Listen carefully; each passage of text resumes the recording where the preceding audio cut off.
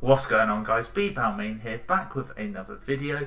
Believe it or not, I'm not actually doing an SBC. Crazy, I know. What in fact I'm doing today is I'm just showing you guys how to make some quick and easy coins on FIFA 21.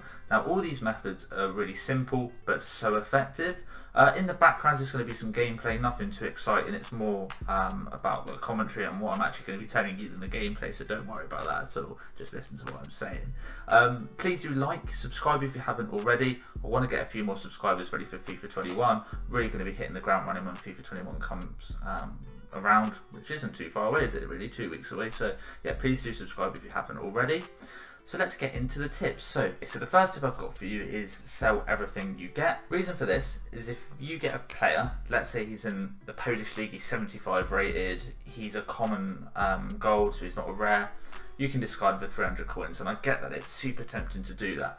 However, I can guarantee you'll be able to sell them for 400 coins at the start of the game. You sell them for 400, you take your 5% EA tax off. What's that? You're then going to be taking 20 coins off it, so you're going to make an extra 80 coins. 80 coins doesn't sound a lot, and I do get that. However, if you do that 10 times, that's another 800 coins. At the start of the game, 800 coins is a decent amount. You can buy a player with 800 coins for your team, or potentially even better, 800 coins on a player, and a week later flip them for 1200.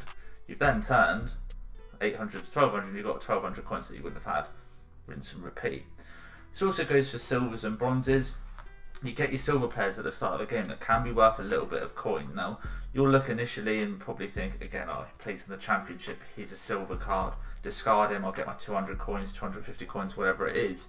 No, people buy silver players throughout the game actually, but especially so at the start of the game.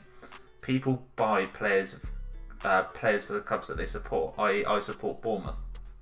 I will buy players that play for Bournemouth, albeit they probably won't play that much, but it's that sentimental value to have them. I'll pay for 500 coins for a player that's silver for Bournemouth. If you got him, would you keep him? You'd probably discard him, right? If you discard him, that's going to be 200 coins, but I'd buy him for 400 or 500. There is a market for these silver players. Same with bronzes. There are supporters of these clubs playing Ultimate Team. They will pay coins for them. Don't discard them, especially at the start of the game. Just sell them. I promise you, you'll make a little bit of extra coins from that, which then you can reinvest. The next one's important. This is budget management. Now you need to manage your budget correctly. If you, let's say you had 50k, do not spend 25k on a player. You're then only going to be left with 25k. If that 25k player decreases in value, you're screwed. What a better solution is if you just buy 12 players worth 2k. Okay, reason for this, there's less risk involved. Very unlikely they're going to go down to a K within a couple of days, whereas with big players they're more likely to decrease in value. Also, if you sell them for 500, 1000 more each card, you're going to make more coins off the back of it. Less risk, more reward. Definitely worth doing. Never spend 50% of your budget on one player or 50% of your coin base on one player. Okay.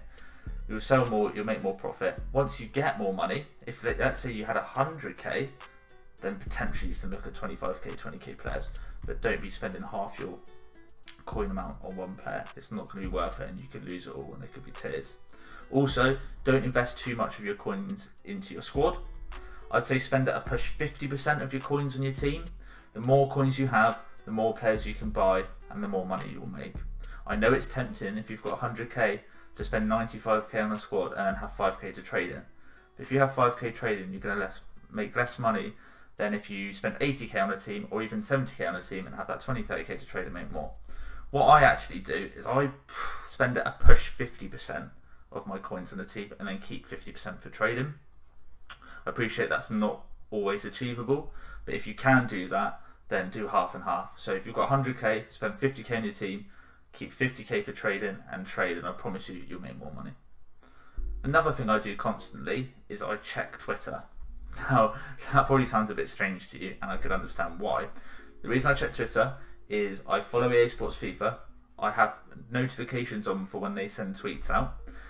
Put your tweet notifications on. Now, there is a method behind the madness. I don't care about most of the stuff EA tweets, other than if it's about Ultimate Team. Get yourself ahead of the pack. Now, an example of this is if an SBC is going to come out for, I don't know, let's say Sergio Aguero, you know if an SBC comes out for Aguero, the requirements are either going to be for Argentina, Manchester City, or the Premier League. So in this case, if you see that that's coming out, it's worth keeping those players until the SBC is out and released, as the prices of those players will increase. If you don't have those notifications on, and you don't know that Aguero is going to be coming out as an SBC, you'll end up selling your Premier League players, your Argentina players, your City players willy-nilly. If you find out that he's going to be put out, great, keep them and sell them. Also, another thing is, you see on Twitter all the time, I've seen trading accounts finding out leaks about SBCs a few days before, a day before. These leaks come out all the time. If you see a leak on Twitter, you can just put the hashtag FIFA 21 or FIFA 21 Ultimate Team. I can guarantee you they'll come up. They won't come up yet, obviously, because the game's not out, but they come up last year if you put FIFA 20, or FIFA 25 or whatever. Leaks will come out. If you see those leaks, you can then snap up the players ready for 6 o'clock the day that it's released. As soon as it's released, bang, the prices rocket up and you're absolutely fine. You're making a killing. So that's a really, really important one. Check Twitter. Follow EA Sports FIFA on Twitter. Get your push notifications on. And as I said, just off the back of that, you'll make coins. Really, really simple. Okay. That's the end of the video, guys. A few tips there for you. As I said, all simple, but all really, really effective. If you want another video like this, I've got more tips under my sleeve. I'm happy to release another video, but I'll just need some likes to show that you actually enjoy this series. If you do, I'll happily get another video out next week. I've still got quite a few more things to share with you, which I'm happy to do. But yeah, I just want the support. So please do like if you enjoyed the video.